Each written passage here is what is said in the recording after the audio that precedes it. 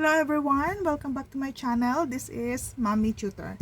Okay, so today we will be discussing another topic. Actually, it's not a new topic, but I want to discuss it again, and that is exponent, the laws of exponent. Okay, so the first rule or the first law is multiplying like bases. So kapag nagmo-multiply tayo ng like bases, meaning pareho, same bases, ang gagawin lang natin is we just have to add the exponent. So yung x raised to the n power times x raised to the m power, all you need to do is add the exponent, copy the base, and add the exponent, n plus m. Okay? So an example of this is this one. A raised to the 4th power times a raised to the 10th power. So anong gagawin natin dito? We just have to copy the bases. So a. And then after, i-add mo yung exponent 4 at saka 10.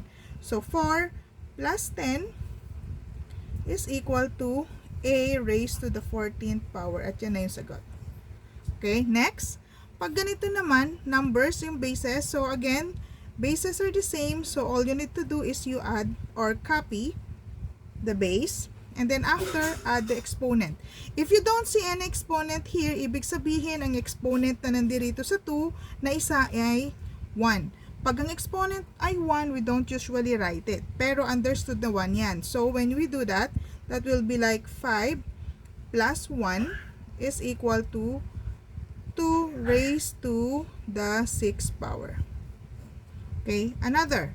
What if we have like this? Pareho ng base na n, but may mga coefficient or may numbers before that. So, ang gagawin natin pag may mga numbers, which is hindi naman pareho, at yung operation is multiplication, you just have to multiply the numbers. So, ang mangyayari, we'll have 5 times 2, and then this one, the bases, copy, then add the exponent. So, again, walang exponent na nakalagay dito sa n na to, understood 1 yon. So, magiging 1 plus the exponent 6. So, the answer, multiply this, 5 times 2 is 10, and raised to the 7th power, and that is the answer. Next, that is multiplying like bases. The next rule is, or law is, when we are dividing like bases. So, ano naman ang gagawin natin when we are dividing like bases? So, all we need to do is, again, copy the base, and then after, subtract the exponent. Okay, so magiging n minus m. An example is this one. So, n raised to the 4th power divided by n raised to the 2nd power. So, first, we need to copy the base n, and then after, subtract 4 minus 2. Final answer is n. 4 minus 2 is 2, and this is the answer. Next, another. What if we have like this? Bases ng exponent pareho, but we have again a number before the variable. So kapag ganyan at hindi naman sila pareho, ang gagawin mo lang is you divide. So 4 divided by 2. And then copy yung base, x 5 minus 3 is equal to what? So 4 divided by 2 is equal to 2. And then 5 minus 3, that will be x raised to the 2nd power. And this is the answer. Okay? So next is, what if we have a double exponent? So dito, double exponent yan. When we say double exponent, may exponent sa labas at meron ding exponent sa loob at sa labas. So, dalawang exponent. Kaya sinabing double exponent. So, pag ganyan, what we do is, we are going to multiply the exponent. So, magiging x raised to the n power times m. Okay, so hindi siya add. Magkaiba yon sa dito. Ito, double exponent siya. Okay? So, ang gagawin lang natin is, we multiply. So, like for example here, 3 raised to the 5th power times the power of 4 outside. So, ang gagawin natin dito, i-multiply natin yung 4 times 5. So, mangyayari, we just have to copy 3 and then 5 times 4, which is equal to 3 raised to the 20th power. Okay? Same as this one. So z, again, we just have to write z, at ang gagawin natin with the exponent 4 and 2 is, dahil double exponent, we multiply them. So 4 times 2 is equal to z raised to the 8th power. And that is the answer. Okay? Next, what if we have this kind of exponent? So the exponent naman, we have two bases here, but they are not the same, and there's an exponent outside. So anong gagawin natin? You just have to distribute this exponent to both the x and the y. So magiging x raised to the m power and then y raised to the m power. Okay? So an example of that is, what if we have this? 3a raised to the second power raised to the third power. So anong mangyayari dyan? Magiging eto, i-multiply natin sa 3. So since walang exponent yung 3, understood na 1 yan. So ang mangyayari, we'll get 3 raised to the first power times 3, and then etong 3 raised to this a. So copy the a here, and then there's an exponent 2 there, 2 times 3. So dito may double exponent tayo nangyari. And then after that, simplifying, 3 raised to the third power times a raised to the 6th power. So final answer nito is equal to what? 3 raised to the third power is 27, a raised to the 6th power, and this is the answer. Okay? Next. What if we have this? So again, ang gagawin lang natin, we distribute this 4 to this one, which is multiply again. So 5 raised to the second power times 4. And then, close and open parenthesis, n raised to the 5th power times 4. So final answer will be what? 5. 2 times 4 is 8.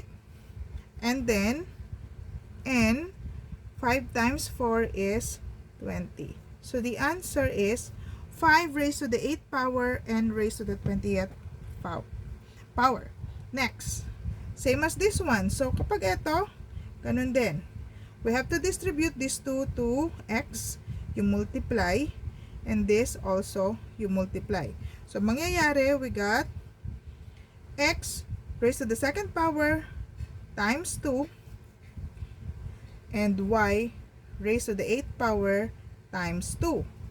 So the final answer for this one will be x 2 times 2 will be 4, and then y 8 times 2 is 16. So the answer is x raised to the 4th power, y raised to the 16th power. Okay, next. The next rule is, what if the exponent is negative? So if the exponent is negative, bawal yon. So what we do, we are going to make the exponent positive by making it into a fraction. So ibig sabihin, we are going to, like for example, this one, x raised to negative m. So to make it positive, so since eto ay nasa taas, gagawin natin siyang fraction to make it positive. So magiging 1 over x raised to the m power positive.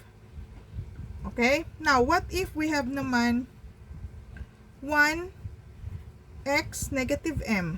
So ano naman ang mangyayari dyan? So since eto kasi over 1 yan, gagawin lang natin, itataas din natin siya. So parang ginawa natin, kinuha natin reciprocal ng whole number na to, kaya may 1 over xm.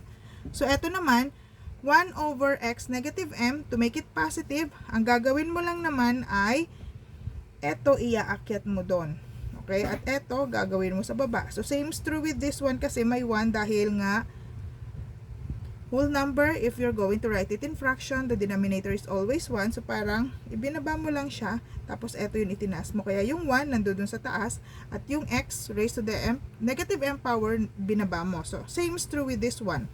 So since yung 1 nasa baba na, nasa taas, ibababa naman natin, interchange, tapos eto will be placed up. So magiging x raised to the m power positive na siya. Okay, so final answer will be x raised to the m power. Okay, so ang 1 over x negative m is equal to x positive m.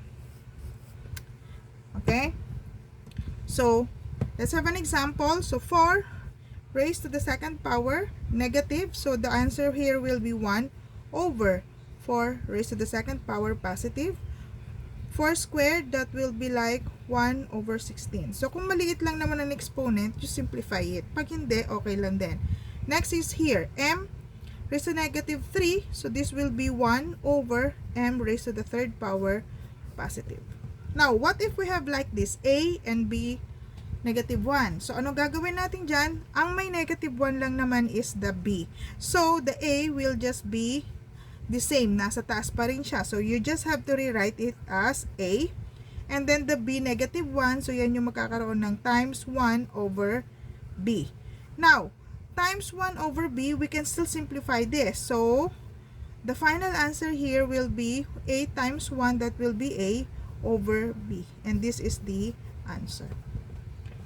Okay, next, the last one is, if the exponent has a zero exponent, the answer is always 1. Okay, so always 1 yung sagot dyan. So eto, 2 raised to the 0 power is 1. This one, x squared, 5 squared, raised to the 0 power is still 1. So anything that has an exponent of 0 is always equal to 1. So all of this, the answer is 1. Okay? So that's it for today. I hope you learned something about exponents. Okay, the rules of exponent.